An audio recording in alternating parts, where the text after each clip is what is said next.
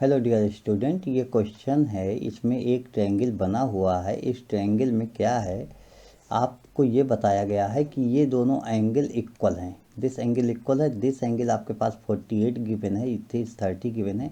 और एक दूसरा इसी बेस पर एक ट्रायंगल ऐसे बना हुआ है। इस ट्रायंगल में दिस एंगल की वैल्यू x है और वही x क्या होगा ये आपको बताना होगा। तो हमें x बताना होगा। आइए हम लोग इसको सॉल्व कर लेते हैं। तो कैसे हम लोग सॉल्व करेंगे, सबसे पहले हम इसका एक तरीका अप्लाई करते हैं। एक एक ट्रायंगल लेके सॉल्व करते हैं। इस ट्रायंगल की हम बात कर लेते हैं। तो इस ट्रायंगल की जब हम बात करेंगे तो इसके कुछ नाम भी होने चाहिए। आप ऐसे नोट कर लो, ए बी सी, यहाँ पर भी डी लिख लेते हैं।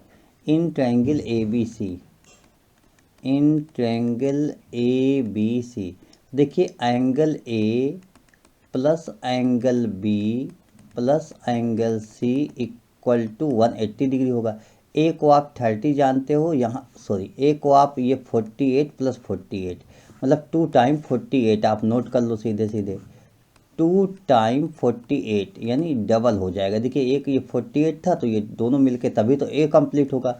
2 टाइम 48 प्लस एंगल बी, ये एंगल आपको नहीं मालूम है तो एंगल बी ऐसे रहने दीजिए, प्लस एंगल सी आपको 30 मालूम है, this 30 equal to 180 degree.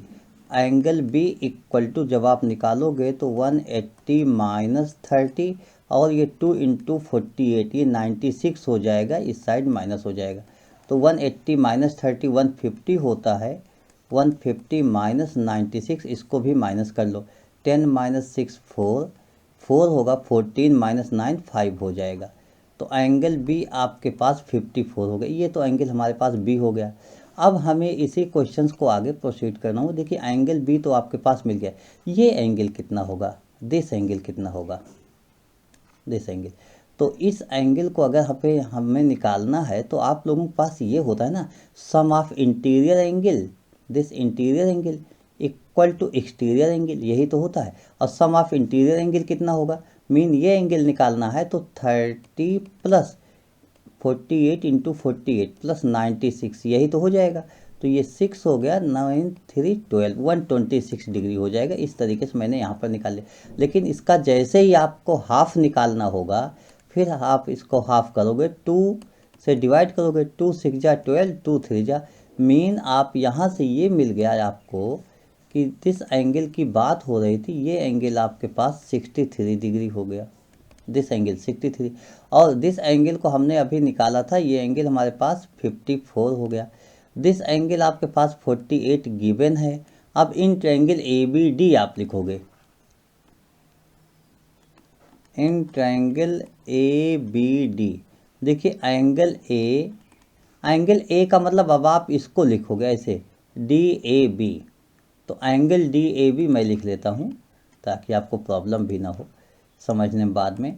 Angle D A B plus angle A B D plus angle D equal to 180 होगा। डी ए बी ये टोटल एंगल आपके पास 48 होता है, plus A B D this 54 plus 63, 54 plus 63। अच्छा आप अलग अलग ऐड करके भी लिख सकते हो लेकिन मैंने यहीं पर लिख लिया, plus angle D equal to 180 degree. इसे हमें सॉल्व करना है। देखिए इसे सॉल्व करना है तो सबसे पहले हम इसको ऐड कर लेते हैं, लेफ्ट साइड ही ऐड कर लेते हैं। 4 3 7 8 15 1 हो गया। 5 6 11 4 15 116 165 plus angle D equal to 180 degree. इस तरीके से हमने इसको नोट कर लिया।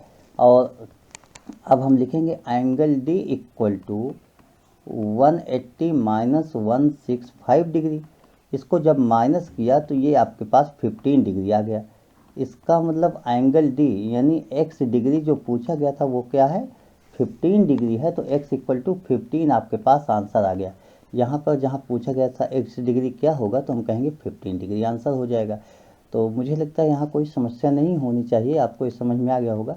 याद कीजिए ऐसा ही 9th NCERT में यानी CBSE बोर्ड की जो बुकें हैं वैसे सभी बुकों में ऐसे क्वेश्चन मिल जाते हैं। उसमें एक ये क्वेश्चन दिया गया था, बस उसमें क्या है कि उसमें एक प्रूविंग टाइप है, मतलब इस एंगल को प्रूविंग टाइप में ले आया गया है, सीधे सीधे इसको प्रूव करना था। वहाँ पर ये 3048 नहीं गिवन था और कोई बात नहीं थी, तो ऐसा क्वेश्चन आपके पास वहाँ पर है। तो वहाँ पर हम यही बात लिखेंगे कि दिस एंगल, ये हाफ हो जाएगा टोटल का, ये एंगल इस टोटल का हाफ हो जाएगा, sum of interior equal to exterior. तो ऐसे वहाँ प्रूविंग है, लेकिन यहाँ न्यूमेरिकल वैल्यू का क्वेश्चन था, तो क्वेश्चन काफ़ी आसान हो गया। तो मुझे उम्मीद है कि आपको क्वेश्चन समझ में आ गया होगा, कोई यहाँ प्रॉब्लम नहीं होनी चाहिए। तो ये समझ में आ गया होगा तो अपने साथियों के साथ इसे शेयर भी कीजिए, डिस्कस भी कीजिए, सॉल्व भी कीजिए, और कोई डाउट्स अदर किसी सब्जेक्ट में कहीं टॉपिक में होता है तो मुझसे आप बता सकते हो। Okay, thank you, bye.